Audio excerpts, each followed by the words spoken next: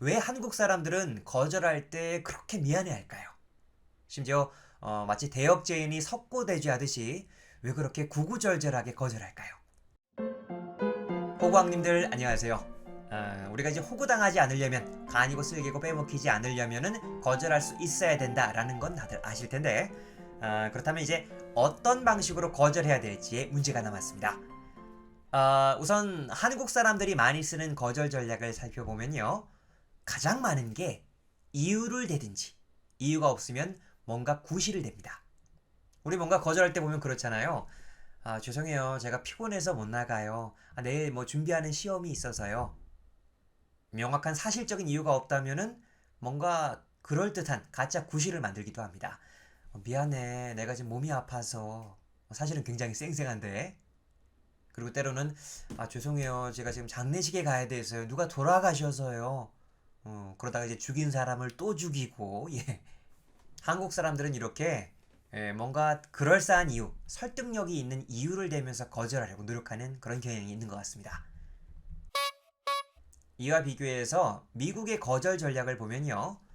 물론 이제 비슷한 부분도 많이 있겠지만은 버로우라는 분이 얘기한 거절 전략을 보면은 16가지가 있습니다. 꽤 다양하게 있는데 예컨대 나한테는 더 중요한 우선순위가 있다. 저는 애가 있어서 시간이 부족합니다. 제가 따로 투자하는 게 있어서 그 부분은 투자가 어렵습니다.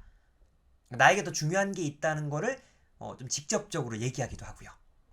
또 때로는 거절 전략 중에 권위 대드는 것도 있어요. 그건 저한테 부탁하실 일이 아닌 것 같은데요. 뭐 이러면서 직설적으로 예. 때로는 더 권위 있는 사람한테 거절하기도 하고요.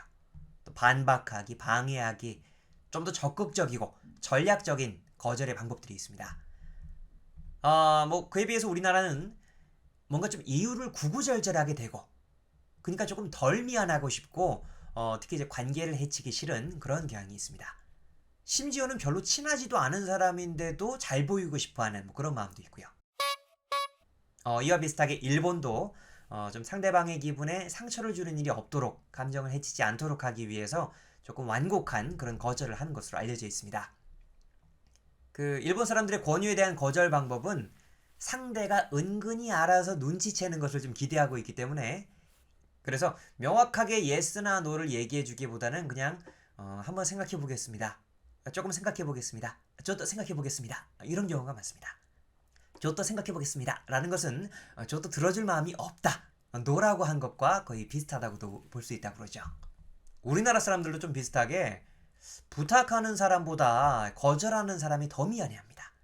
그래서 그런지 변명이 아주 구구절절합니다. 일단은 너무 구체하게 너무 길고요. 제가 좀 도와드리고는 싶은데요. 지금 상황이 조금 어려운 상황이긴 한데 제가 좀 시간이 좀 도와드릴 수 있을 것도 같고 이거를 하면서 여러분 이거는 부탁하는 사람도요 짜증나요. 그래서 된다는 겨 안 된다는 겨. 안 된다고 그럼 다른 사람한테 부탁하면 되는데 예. 괜히 질질 끌어서 괜히 희망 고문만 하는 것일 수 있습니다.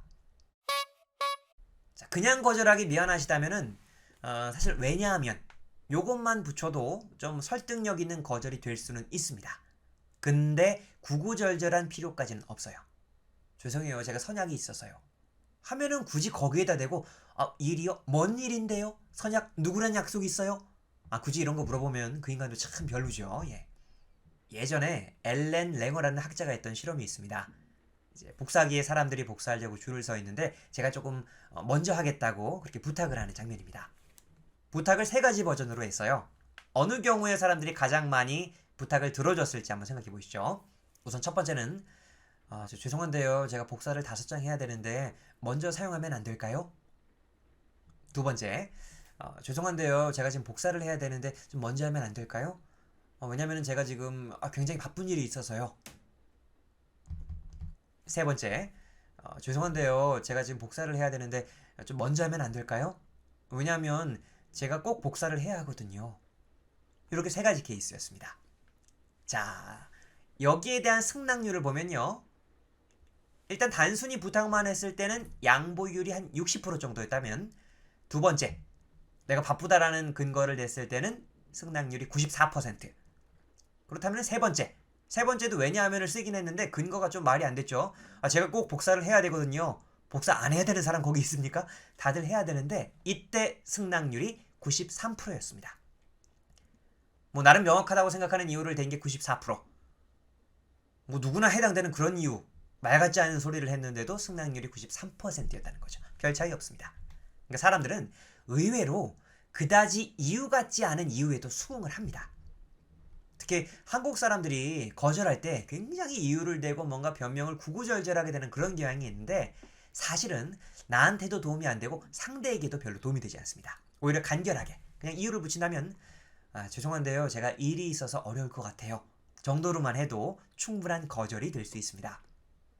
거절은 좀 간결하게 가자고요. 이어서 다음 시간에는 이제 거절을 하면 약간 나한테 부정적인 이미지가 생길 것 같죠? 예.